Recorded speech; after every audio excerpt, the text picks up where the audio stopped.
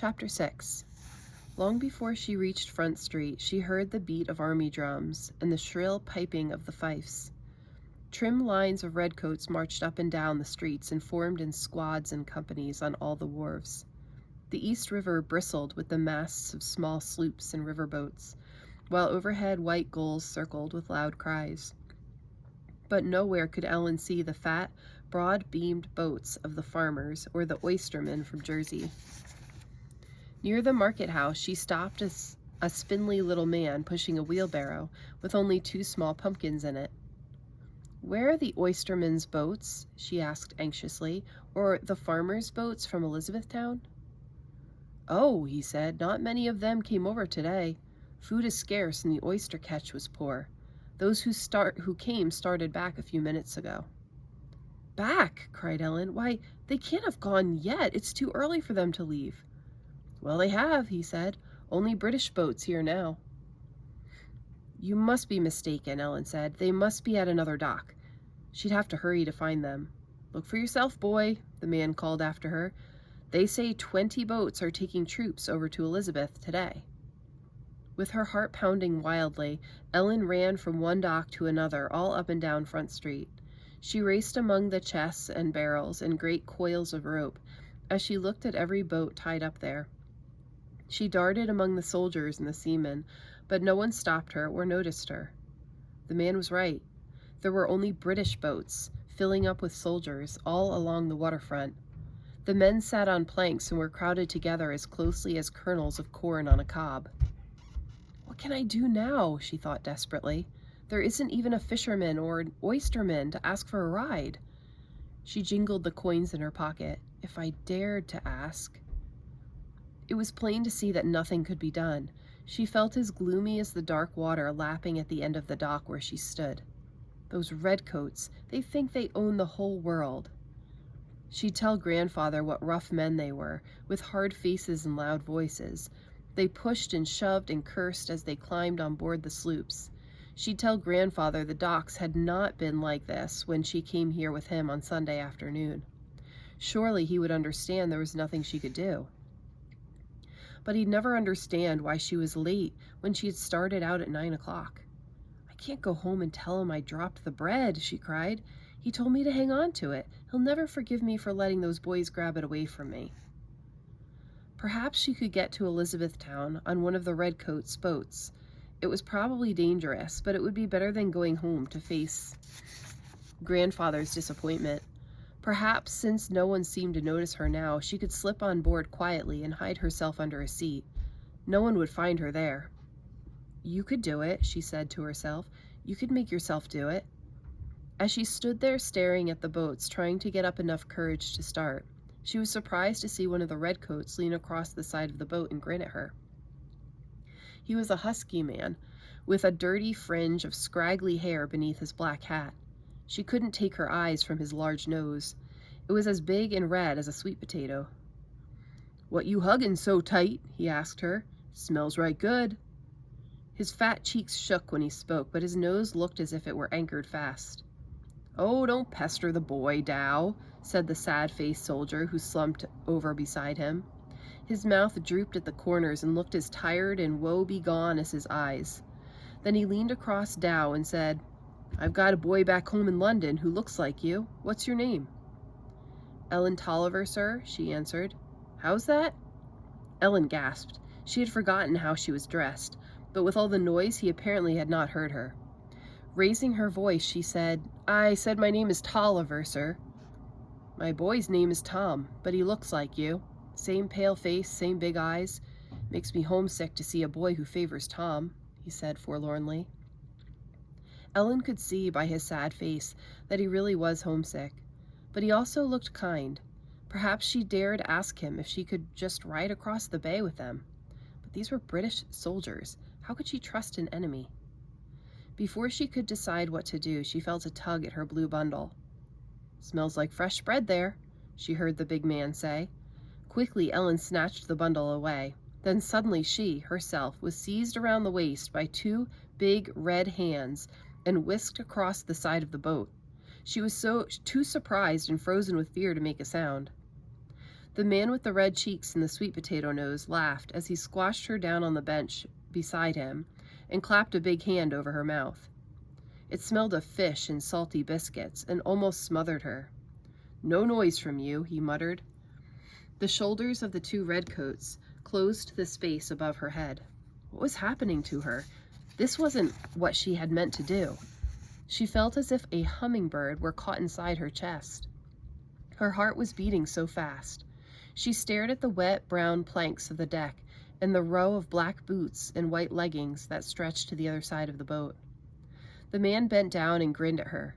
Under his bushy eyebrows, his blue eyes were laughing at her. "Surprised be ye?" he asked.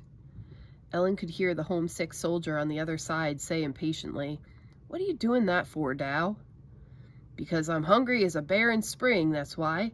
Nothing but salt biscuits and dried herring, day after day." Hungry? Ellen gasped at the thought of it. She kicked her legs and pushed her elbows and tried to pull her mouth free. It was too late to get back to the dock. She could tell the sloop was casting off, for she could hear the sails being hoisted and flapping loudly in the breeze, then smoothing out as the boat came about in the river and turned into the wind. She felt it rock as it headed into the waves. The man took his hand away from her mouth. "No squawking," he warned her. "You can sit up now." As she sat up cautiously and looked around, the thin man with the sad face peered at her sharply. "Are you all right, boy?" he asked with concern. "My friend is a joker." "A joker," snorted the other. "I'm hungry." Then he turned to Ellen. "Dow's my name, and this here's Higgins. Him who's homesick for his boy in London, and you're Toliver, you say?" Ellen nodded her head. She craned her neck to look at the ships in the harbor. They were sailing past 7 great warships anchored there, the 7 British warships that she and grandfather had seen from the battery. He said the British had brought 700 ships all told last summer, and 30,000 soldiers who had camped on Staten Island. 30,000 soldiers. That was almost twice as many men as there were people in New York. "Are we going to Elizabethtown?" she asked the homesick Mr. Higgins. He shrugged. "That's what our orders are," he said. "You are the picture of my boy Tom, I swear." Dow smiled at her as he took a knife from his belt and pulled it from its case. "Now that we are friends," he coughed politely, "now that we are friends, I just share your fresh bread with us." He leaned down and quickly snatched Ellen's blue bundle from her mittened hands. "Oh, sir," she cried as she clung to the blue kerchief, "I can't share it. It's for an old man's birthday present." His thick red tongue ran around his lips. "I could smell that good fresh bread when you stood there on the dock," said Dow as he slapped her hands away. "I said to myself, that boy will be happy to share his bread with a soldier of the king." "But it's for my grandfather's friend," cried Ellen. "Please give it back to me." "Too bad for your grandfather's friend," Dow grunted as he fumbled awkwardly with the knot in the kerchief. Ellen stared at his knife. The bright, gleaming blade in Dow's rough hands seemed more awful than a sword at her throat. In a moment, he would cut into the bread and find the snuff box. Then he'd open the snuff box and find grandfather's message to General Washington. Soon, he'd know that she was a spy's messenger. Grandfather had told her to say she didn't know anything about it, but they'd find out where she lived and who she belonged to, and grandfather would be caught. She knew well enough what would happen then. Suddenly, without thinking what she did, she snatched the blue bundle from Dow's hand so quickly he lost his grip. In an instant, she tucked it under her jacket, doubled up, and locked her arms beneath her legs. The sad-faced Higgins laughed so hard his tall black hat almost fell from his head. "You're a quick one, Toliver." Dow's fat jowls shook with anger. "Why, you little rascal," he snarled as he tried to pry her arms loose. "Give me back that bread." "No," said Ellen stubbornly. Her arms were locked in fear so tightly she could not have moved them if she tried. "Give me that bread," Dow grunted as he pulled at her pigtail. "No," said Ellen. She winced from the pain at the back of her head. "I haven't had fresh bread for weeks," Dow complained, tugging at her arm with his fat red hands. "And so I mean to have it." He pulled harder on her arm. Ellen's arms felt like an iron clamp. "You won't have my bread. I won't give it to you," she muttered. And then she remembered the corn cakes her mother had given her. "There are some good corn cakes "In my pocket, sir. Take both of them." The redcoats sitting on the bench in front of them turned around and started to laugh at the sight of a small boy defying big old Dow. "Hang on, boy," they shouted. Ellen hung on. "Take the corn cakes, sir. They are just as good. Right in my pocket beside you." She could hear Higgins laughing until he began to hiccup and gasp for air. "He's like an oyster shell." Higgins could hardly catch his breath. "You'll have to pry him open." From the stern of the boat a voice roared at them. "Stop that ruckus amidship. You'll send us all into the waves." The men became quiet at once.